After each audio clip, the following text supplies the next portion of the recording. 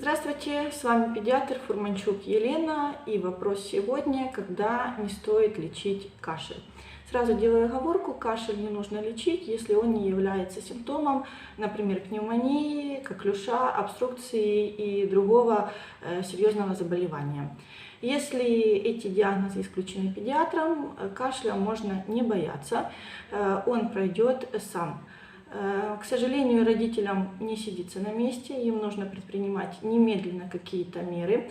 Нужно давать сиропчики, таблетки от кашля, которые не всегда безопасны, и многие не рекомендованы, а некоторые даже запрещены до определенного возраста. Нет лекарств, которые лечат неосложненный кашель. Он проходит сам, иногда быстро, иногда не очень. Предсказать его продолжительность, к сожалению, нельзя.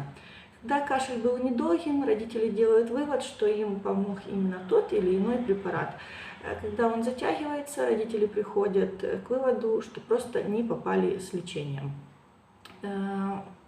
И мало кто хоть раз попробует просто ничего не давать и не лечить кашель.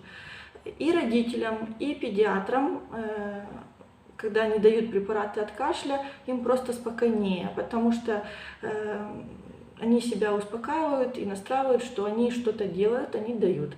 И всем хорошо.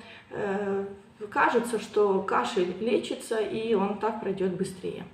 Давайте вместе сделаем выводы, что если педиатр осмотрел ребенка, он исключил серьезное заболевание, то нужно ограничиться просто базовыми принципами лечения кашля. Это обильное питье, это прохладный влажный воздух в помещении, это убираем все пылесборники, ковры, мягкие игрушки.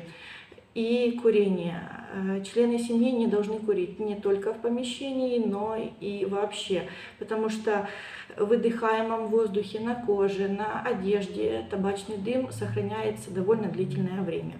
Надеюсь, моя позиция, основанная на принципах доказательной медицины, будет вам понятна и близка. Будьте здоровы!